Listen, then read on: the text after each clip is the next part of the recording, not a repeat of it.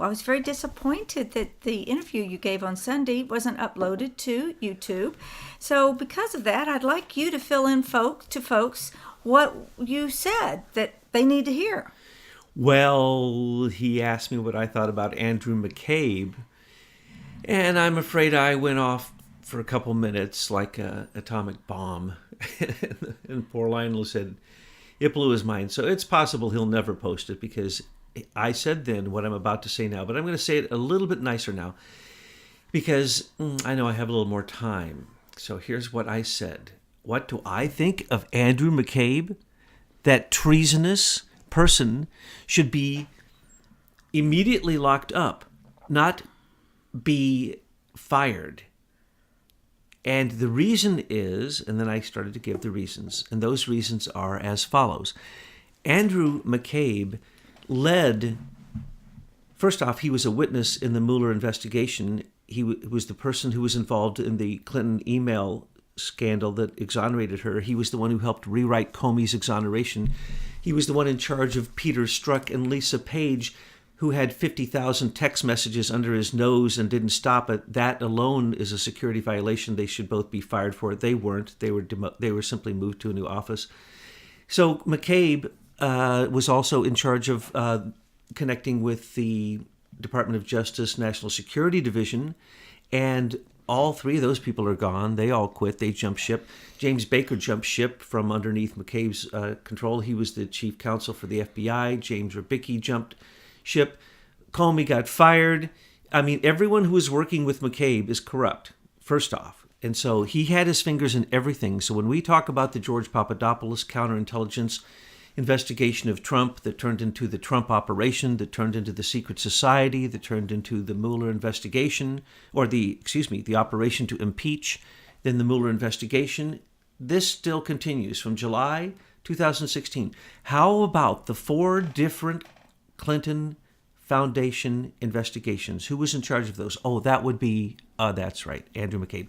Who was in charge of looking into the political corruption investigation for the FBI in Virginia against Terry McAuliffe? Oh, that would be Andrew McCabe. Oh, that's right, Terry McAuliffe is a founding board member of the Clinton Foundation. And, oh, that's right, Andrew McCabe's wife, Jill McCabe, ran for Senate in 2015 with money given from Terry McAuliffe's a political PAC in Virginia, which is part of the corruption that McCabe was supposed to be investigating, and $250,000 from Hillary Clinton herself from her victory campaign, her PC, her super PAC, gave to Jill McCabe. So as Andrew McCabe was investigating not only 4 different investigations on Hillary Clinton, but also her email security, espionage, whatever you want to call it, the worst in American history, she got exonerated on all of those. Notice we never heard what happened in any of those investigations. They just kind of disappear. That was Andrew McCabe. Now, let's also think really clearly. Who is Andrew McCabe? He was getting groomed to be Comey's replacement when Comey plays musical chairs and leaves after his term. It was to be Andrew McCabe's turn after that. Why? He'd been brought up through the ranks.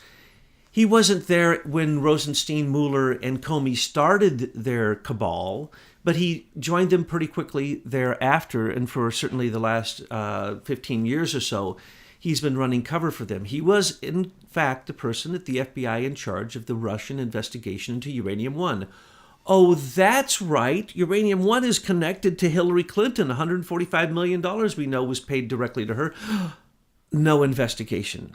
Then we have the conviction against the Russian oligarch who ran 10M, the Russian takeover of U.S. uranium in America, which went on for 10 years. Who was in charge of that investigation?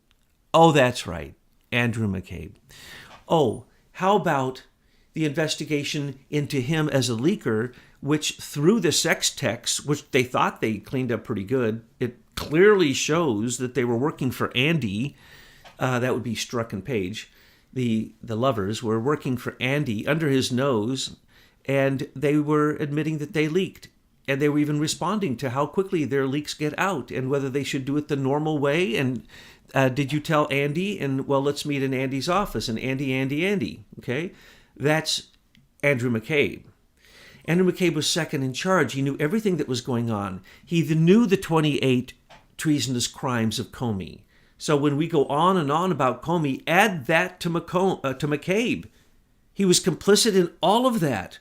And when Comey comes back and says that he wrote down his notes, that's because Mueller and Comey years ago under Ashcroft fought over the issue of whether or not a 302 could be considered evidence. And it is. A federal FBI agent or DOJ attorney general, after they when they were supposed to write a field report directly at the moment that they're there. No, these guys write field reports, they write 302s later, and then they doctor them up. So he was being investigated for that, and he not only doctored his, he also told others to doctor. What else was McCabe charged with? McCabe was also charged with the fact that he told everyone at the FBI, back off of Anthony Weiner's laptop. They went and confiscated his laptop from the New York Police Department and hid it, and he is on record stating he was not going to investigate it until after the election to make sure that there was no more conflicts with Hillary Clinton, because he had just got through exonerating her, for heaven's sakes, and lying and he went to Comey's exoneration written long before McCabe struck. Remember, we said from the beginning all this was going on. We told everyone before anyone ever said a word that there was a counterintelligence investigation going on in the FBI Counterintelligence Department, and that's true. William Priestap, how do you say his name? Priestap directly works for, of course, the second in charge of FBI. That would be, that's right, Andrew McCabe. And what did Priestap and Strzok do? We said from the beginning. They were running a counterintelligence operation against Trump to frame him. Well, we only used the word frame after we heard Joseph DeGenova, the new counsel that Trump has hired, who is in fact the general who's going to take up the charge against Mueller, and then hopefully charge his way right into the taking Jeff Sessions' job, or at least working as an attorney general, because he's one of those trained and effective and feared attorneys in Washington, D.C.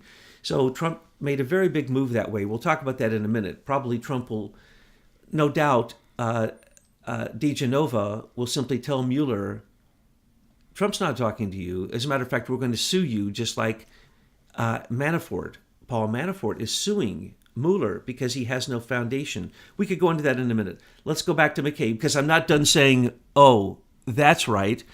That's Andrew McCabe. Then there's the Horowitz investigation into DOJ, FBI partisanship. Hello, those who think that Michael Horowitz is a white hat, you might want to wake up now, because if that were the case and crimes were committed, Horowitz is bound by law to bring all crimes immediately to his boss.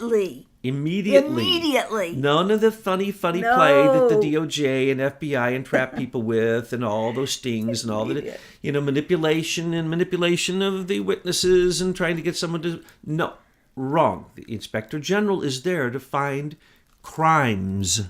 And by the way, the office of the the office of the special counsel or special investigator can only be duly created once a crime has been found. No crime was ever found. It's not duly constituted. And that's what DeGenova is saying. This is not only a frame job with the dossier.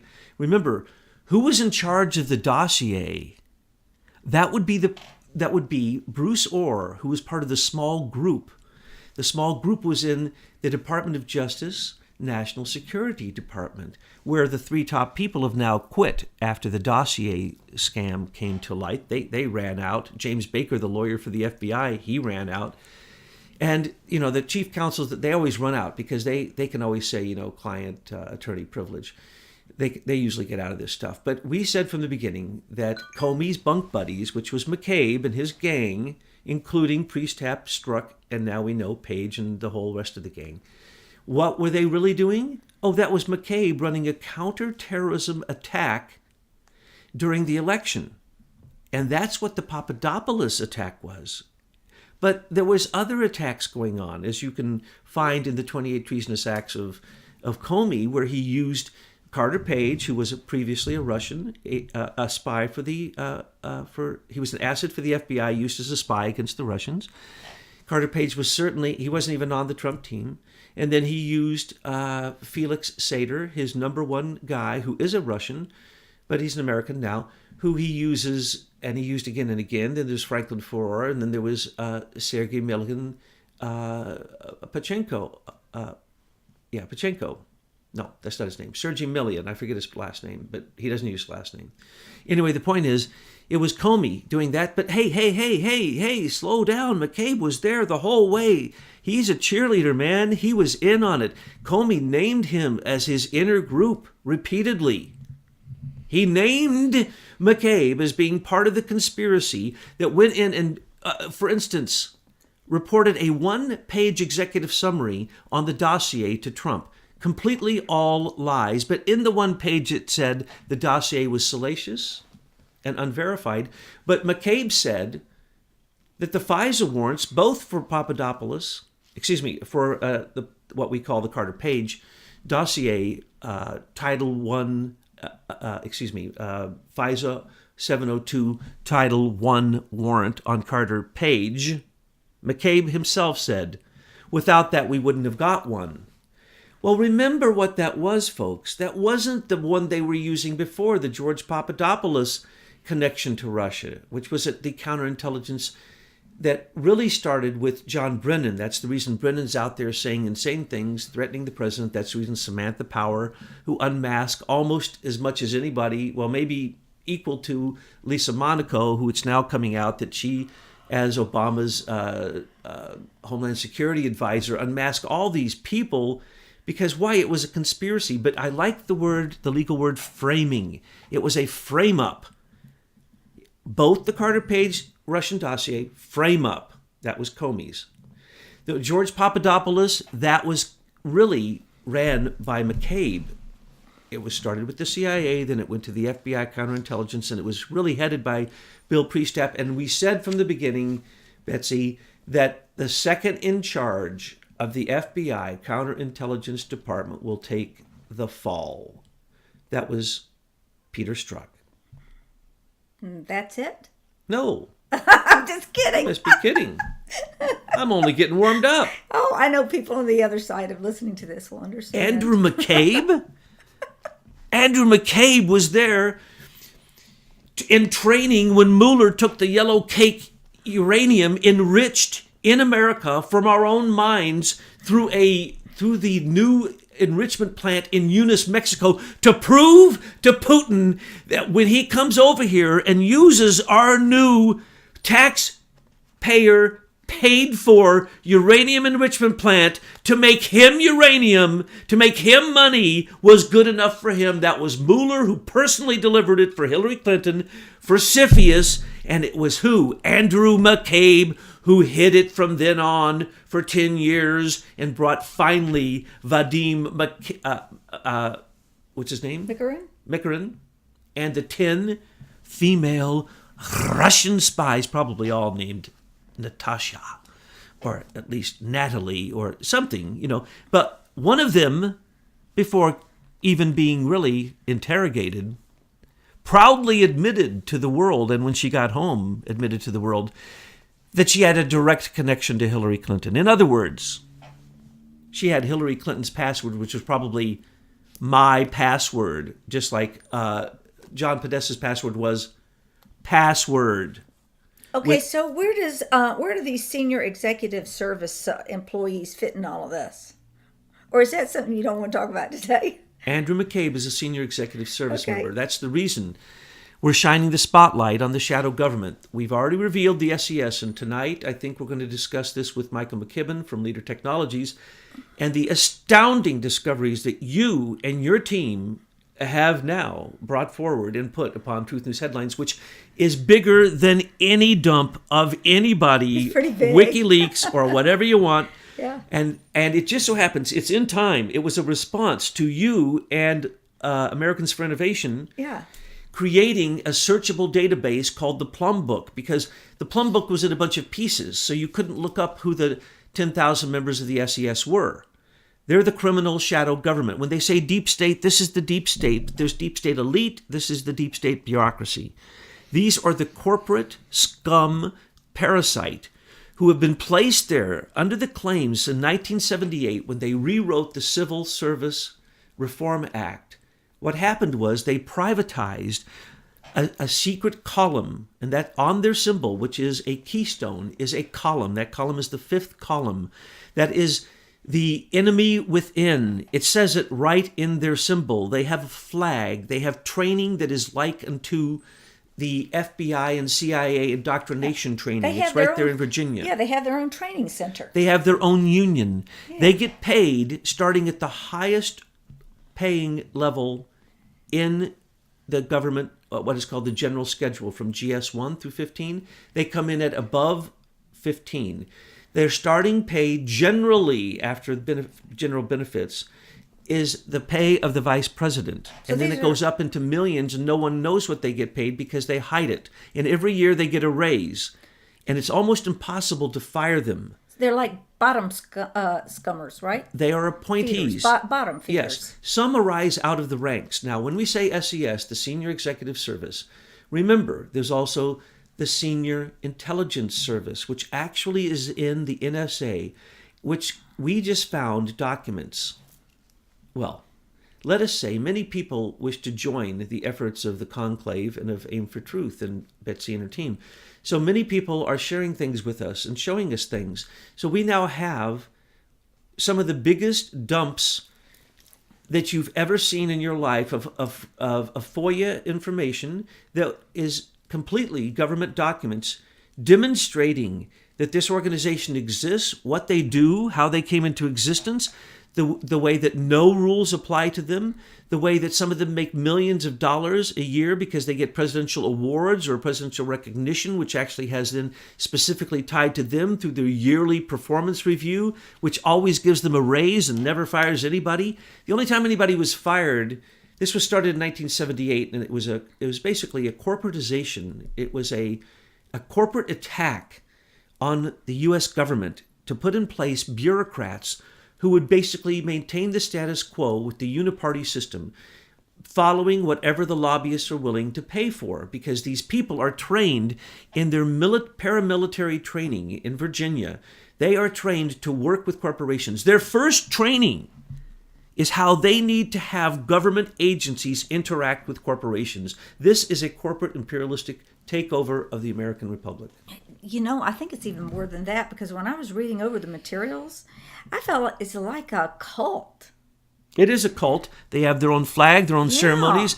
You get their own awards. You get badges, the whole thing. There's Satanists in there and all these pizza things. You know what I'm saying? Now, some of them rise up through the ranks, but when they do, if they want to enter the highest level of the executive service, which is called also the executive service or the executive service agency, or many different names, there's about 10 to 12 different branches of the SES, but they all are under one umbrella. They have one union, one training, and one voice. And that voice is stop anyone's agenda that wasn't the agenda of who appointed you. The last time we were able to check, 8,000 of the 9,000 SES members a year or two ago were all Obama appointees. During his 8-year administration, he got rid of about 4,000 of them. There were about 7,000. He got rid of about 4,000, anyone who wasn't on his team. He put in another 4,000, and then in 2015 to 2018, he wrote an executive order that says it needs to expand in all realms, even the NSA, even the military. And this proves our point, which we have been saying for years. There is a war between the intelligence agencies. We now have the documents to prove that. Michael Hayden, in fact, it was a corporate takeover of the NSA that caused many of these intelligence problems. And for the CIA, which had already had a corporate branch, which we call the rogue CIA, that is basically who this is. This is the corporate inner group that goes through a certain type of training. Really, it's an indoctrination. And even Obama in his early years went through the SES. Christopher Wray's in the SES. Andrew McCabe is in the SES. We hired Rex Tillerson, I believe, under the tenets of the SES because he needed to be paid much more than anybody. When Carter, and I'm sorry to have to say this for those of you who like him, he was completely controlled by the CIA. His money for his election came from BCCI, a Pakistani intelligence bank, directly working with this, what we call the rogue CIA, or the corporate CIA, which has about 2,000 companies, dummy companies, holding companies, which are some of the richest companies in the world, by the way. And we have explained many times how they have come into being, but that's not to be talked about here. But that we would call the corrupt CIA. Then there's the people are calling it the deep state. Don't call it the deep state. You don't know what that means. Call it the shadow government that is being paid through the SES, the SIS, the SEA, the ESA, the PLA, the PRES, and all the rest of them. Every 56 agencies in the federal government, 54 of them are controlled at the top by executives, many layers of executives. Now, let me just pan this out for you. Jeff Sessions put one lawyer on the case of, what was it recently? It was so stupid. I have actually forgot what he actually said that lawyer was to do. One lawyer outside of D.C. was going to come and look at the biggest issue going on there. One lawyer. He appointed let one FBI agent go to look at Imran Awan. And he was a rookie. Brand new, first year. So we have, one lawyer being appointed. Do you know how many people work under Jeff Sessions? About 125,000. Okay, let me repeat that. Jeff Sessions has about 115, 125, depending upon the year. Trump let a bunch of them go.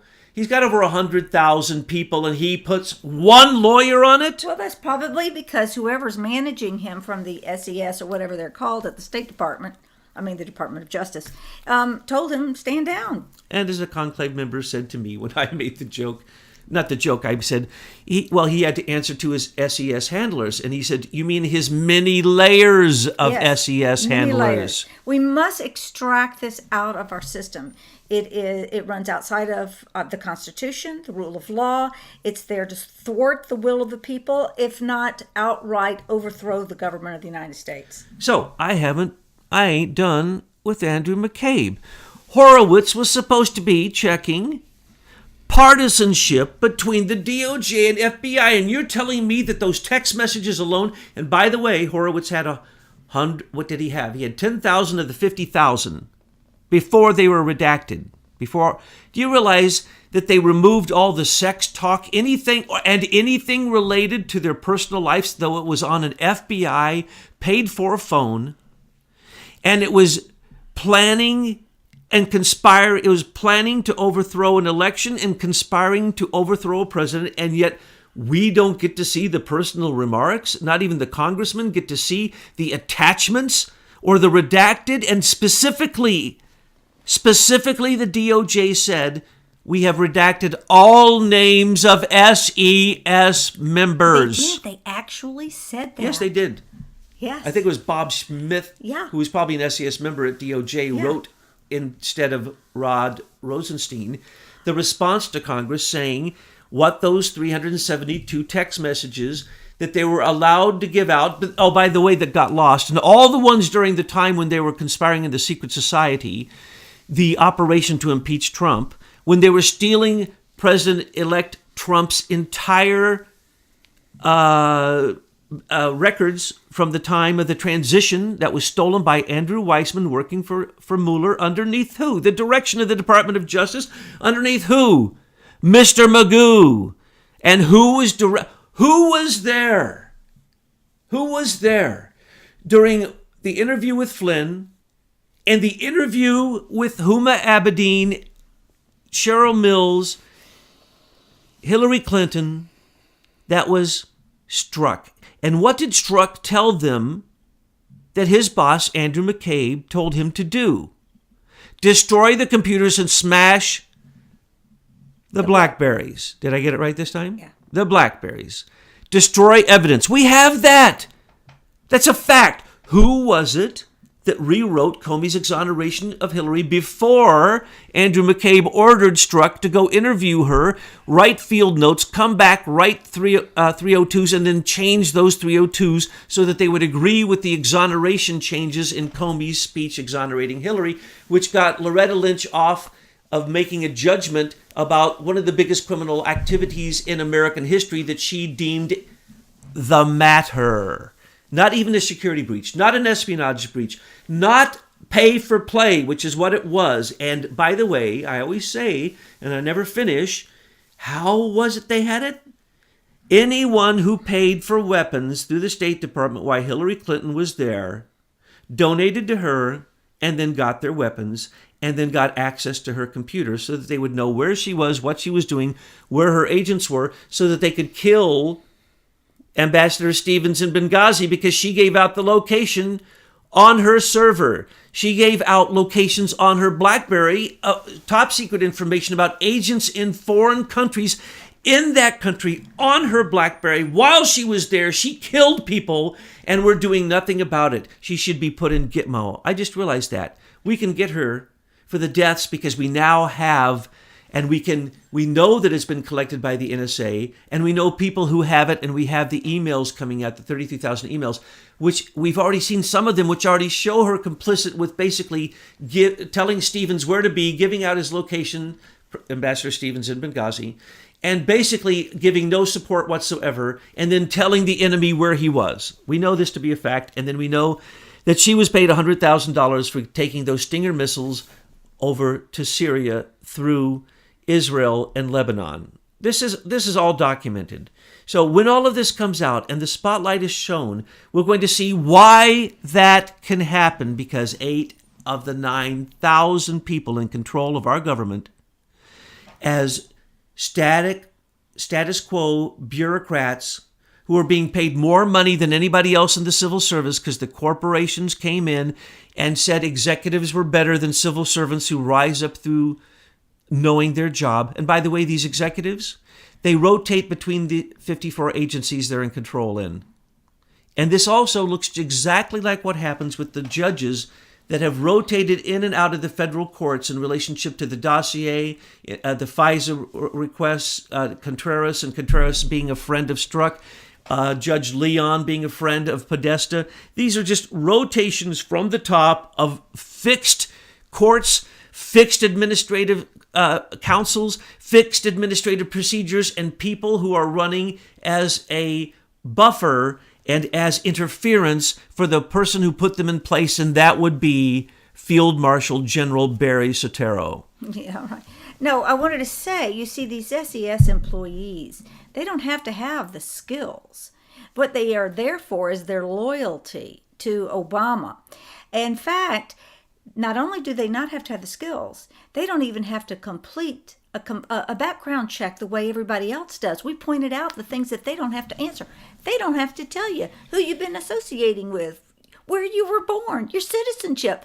Now, did you tell me that Obama was an SES person at one time? Early on. Well, there you go. So he didn't have to tell you where he was born, what is his citizenship, right? Well, that's because Sidney Blumenthal, who couldn't get a top secret security clearance, got a top secret security clearance because he became an SES member. All you have to do, go to the search, look in the plum book, and you're going to see that John Podesta was an SES member. You're going to see the biggest crooks in our news today were all at one point SES members, indoctrinated exactly as you said in a paramilitary organization that is globalist. Totally cult. This is a cultish, globalish, greedy group of people all getting theirs off the top. They get extraordinary amounts of money. They get extraordinary deals in their payroll packages, in their insurance packages. They get the golden parachutes and everything imaginable. They can't even be fired. Nobody. As a matter of fact, here's what happens. Each year, 500 fixers, and those are the real deep staters, big names. They sit and they give out awards to give every SES member a raise, though they don't even speak to them. And what are they looking at? Recommendations of their subordinates. Now, if you know your boss is going to fire your rear because you don't give them, because you have to put your name on your recommendation, you don't give them a recommendation to give them a raise, you're going to be fired by somebody who doesn't even know what you're doing, doesn't even know what agency you're in, because they rotate like musical chairs, and they get a raise, though the group of 500 looking at them don't even speak with them. This is all in government records. We have so many records to prove this that when people write books in the deep state, they're going to have to write a second book on the shadow government, because that's what we're calling this. This is the exposure of the corporate, parasitic, shadow government, bureaucratic, status quo, uniparty, greedy pigs. I'm sorry, I might have said something inappropriate there, so let me just go a meow and say I really love kittens. And I love blue tick hounds. No, it's called blue tick coonhounds. I know they're called blue tick coonhounds, but I like to be a pointer myself. I point, and then those blue ticks go in, and they will get those birds. Well, you are in the weeds now. Is there anything else you want to say before we close? I ain't done with Andrew McCabe. Are you kidding? I've only scratched the surface. Andrew McCabe was in on 911. Andrew McCabe was in on Waco. Andrew McCabe investigated the Boston bombers, that anybody could take the video that was available that day and see that it was completely rigged. He was in on those Chechnyan bombers who he allowed into this country.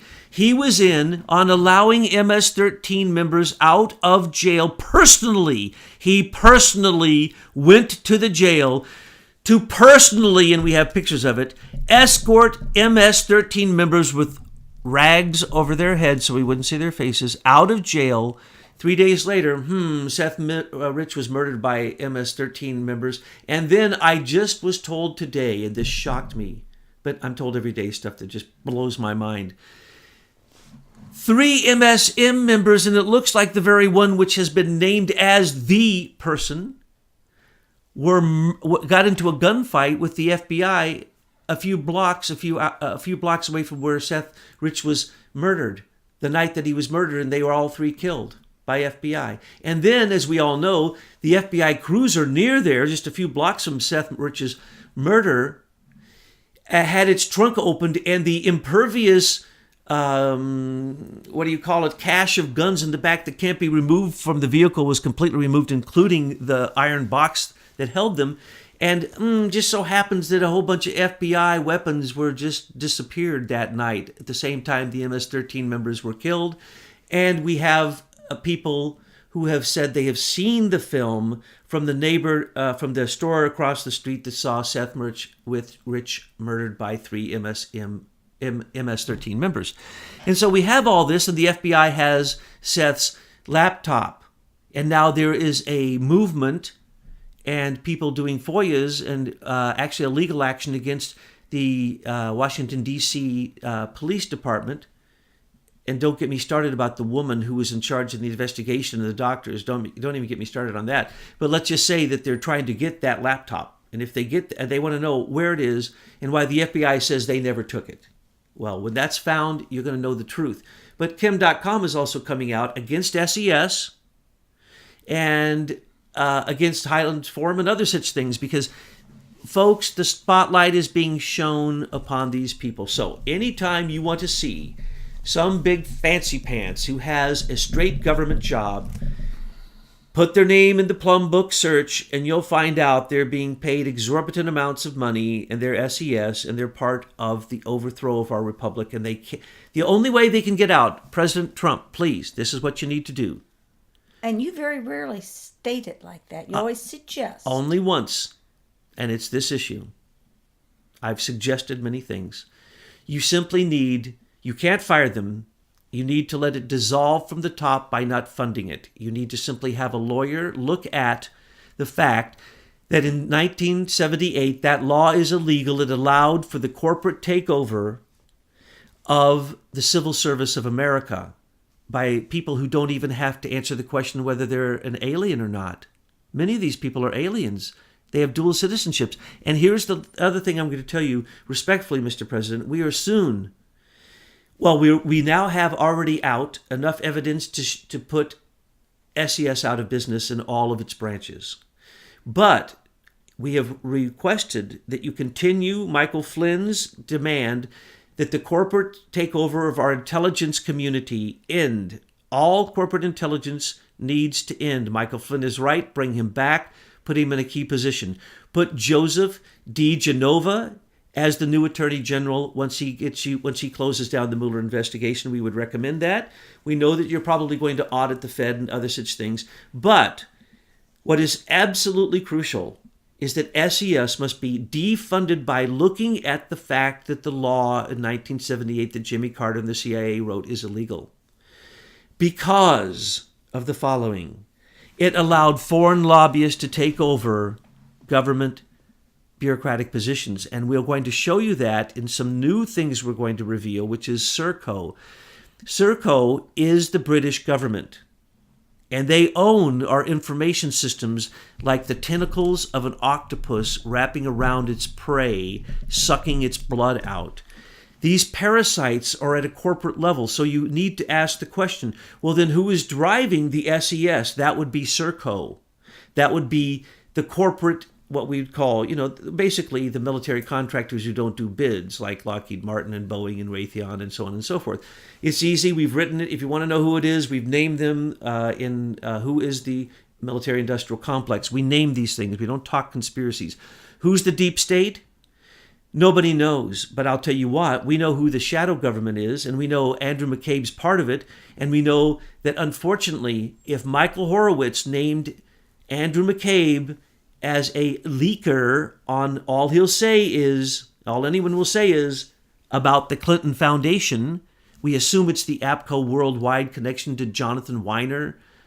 Jonathan Weiner, who came out, who was Hillary's right-hand man who was connected to Uranium One through APCO worldwide, absolutely in each other's pocket. He came out, admitted all of this.